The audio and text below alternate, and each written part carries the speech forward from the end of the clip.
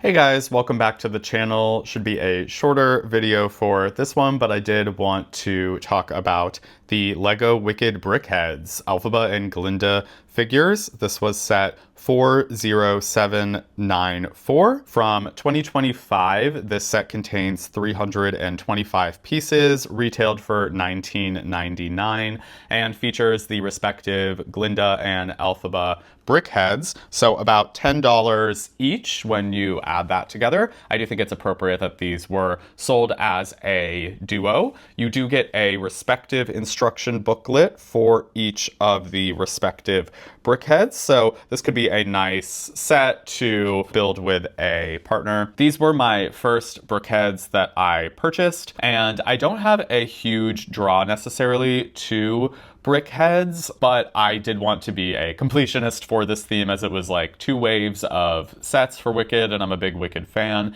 so I figured that this would be a good opportunity to try Brickheadz out for myself and see how I found them. Overall, I would say my experience building this set was positive, and I do like having these displayed on a shelf, but I don't necessarily think this tickled my fancy enough to where I'm going to be buying too many Brickheadz in the future, or having that be like a primary focus of my LEGO collection.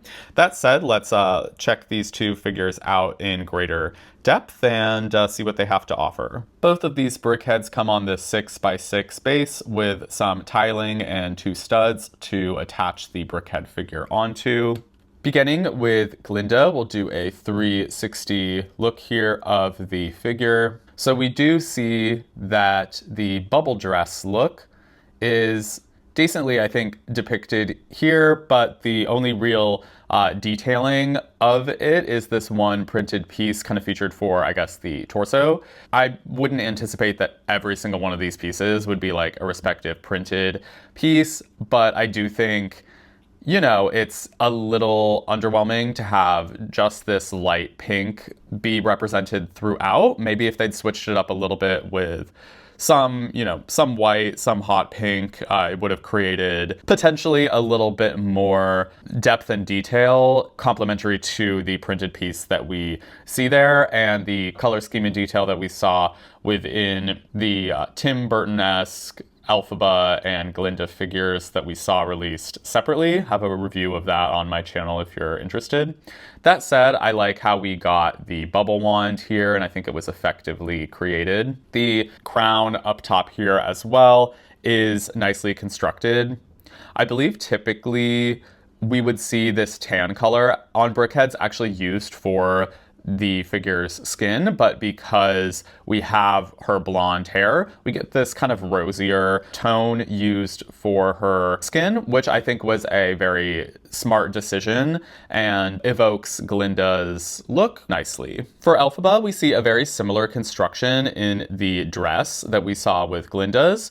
In this case, I don't mind all of this except for that front torso piece being just, you know, standard black. I think that this printed piece also really nicely shows some of those kind of like purple details that we saw featured as well in other depictions of Elphaba's dress within LEGO form. We do get a broom build on the right side here, which is great.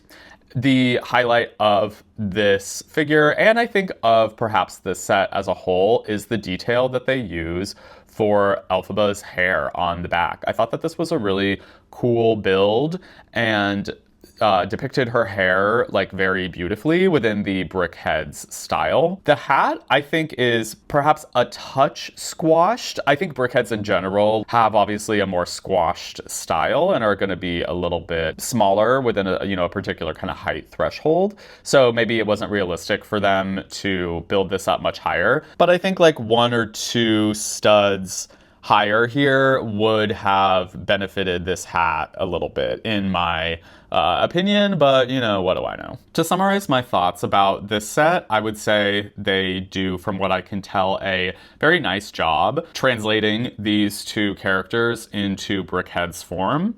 I think I'm just not the biggest fan of Brickheadz. I did enjoy like putting this set together because I enjoy putting Lego pieces together. And you know, I enjoy the details featured among these characters, the bubble wand, the broom. The printed pieces on the torso were nice allusions to their respective dresses, but I think Lego has made much better depictions of their dresses in both like buildable figure form as well as minifigure form as well as mini doll form.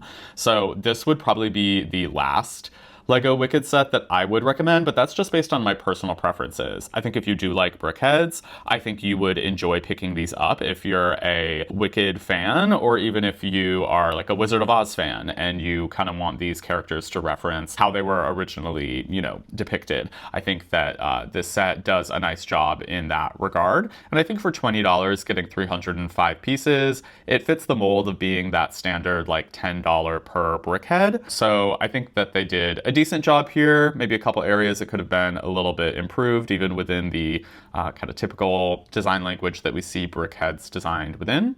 But overall, you know, satisfied with this set for what it is. If you enjoyed this video, please like and subscribe to the channel to stay up to date on future Lego reviews. Perhaps not Brickheadz reviews, but you never know. With that said, I hope that you have a wonderful rest of your day, and thank you for watching.